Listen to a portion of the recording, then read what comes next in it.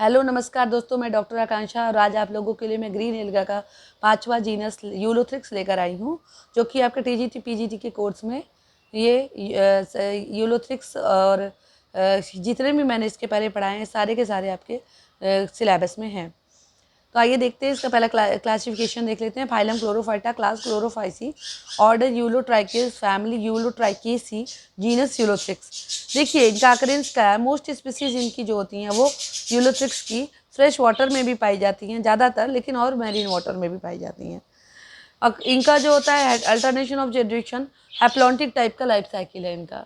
और उसके बाद आगे बात करें तो इनका जो थायलस स्ट्रक्चर है वो यूकैरियोटिक होता है, और ये मतलब इनका जो न्यूक्लियस होता है वो वेल ऑर्गेनाइज्ड होता है, डेवलप्ड होता है। मल्टी सेलुलर होते हैं, बहुत सारी कोशिकाओं के बने होते हैं। अनब्रांच मतलब अशाखित होते हैं।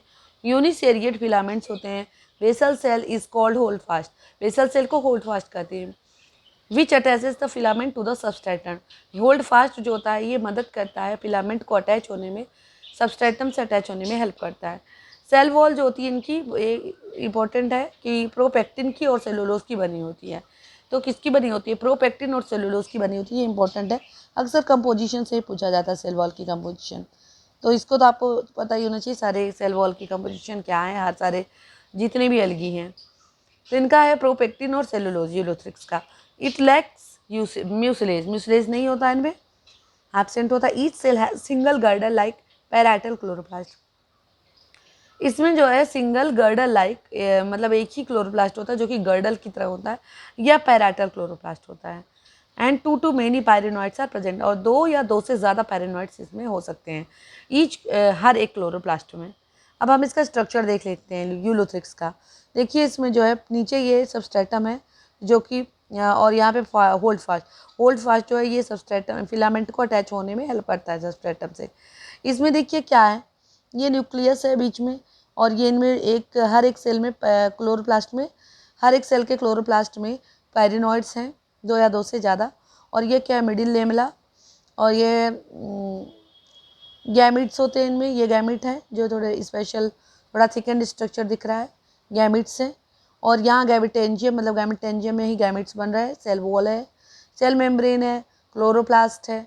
तो ये इसका स्ट्रक्चर है। ऊपर का ये एपिकल सेल है। ये क्या है देखिए, इंटर कैलरी सेल्स और टिपिकल सेल सिलिंड्रिकल मतलब पूरा दिखाया गया है। यूलोथ्रिक्स फिलामेंट का ये स्ट्रक्चर है। नेक्स्ट हम देख लेते हैं कि जो है इसका क्लोरोप्लास्ट का स्ट्रक्चर देख लेते हैं, क्योंकि ये इंपॉर्टेंट है स्ट्रक्चर। तो ये गर्डल शेप्ड या पैराटल क्लोरोप्लास्ट होता है इनमें। तो ये देखिए इनमें क्या है, ये क्लोरोप्लास्ट का स्ट्रक्चर है गर्डल शेप्ड या और इसमें पायरिनॉइड्स हैं 1 2 3। तो एक दो या दो से ज़्यादा हो सकते हैं। सेल वॉल है, ये क्लोरोप्लास्ट है, ये साइटोप्लाज्म है, ये सेंट्रल वैक्यूल है, और ये है न्यूक्लियस, और ये हैं पायरिनॉइड्स हैं। ये क्लोरोप्लास्ट के स्पेशल अलग तरह उस सेल से अलग इसका जो है क्लोरोप्लास्ट का स्ट्रक्चर दिखाया गया, और उनमें पायरिनॉइड दिखाए गए हैं। तो ये है यूलोथ्रिक्स का स्ट्रक्चर। आगे हम बात कर लेते हैं यूलोथ्रिक्स के बारे में, इसके रिप्रोडक्शन के बारे में।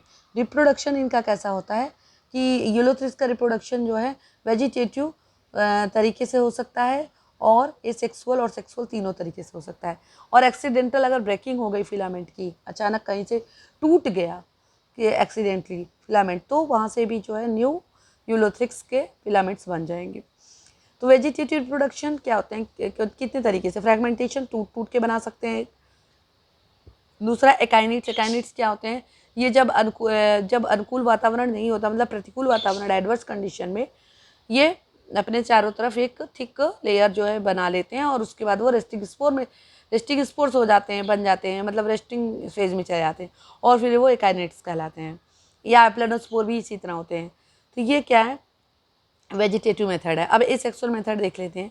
इसमें नॉन मोटाइल रेस्टिंग स्पोर्स कौन से हैं? एप्लानोस्पोर्स, ये नॉन मोटाइल हैं, जो मतलब चलनशील नहीं होते हैं, मतलब कि ये गतिशील नहीं होते, मतलब फ्लैजिला नहीं होगा तभी तो नहीं चलेगा।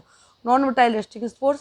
दूसरा होता है मोटाइल क्वाड्रीफ्लैजिलेट स्पोर्स, और एक होता है दूसरा जो होता है चलनशील, मतलब मोटाइल गतिशील क्वाड्रीफ्लैजिलेट होते हैं जिसमें 4 फ्लैजिला होती है, ऐसे स्पोर्स जिसको जू स्पोर्स कहते हैं। सेक्सुअल रिप्रोडक्शन में बाई फ्लैजिलेट गैमेट्स के थ्रू होता है।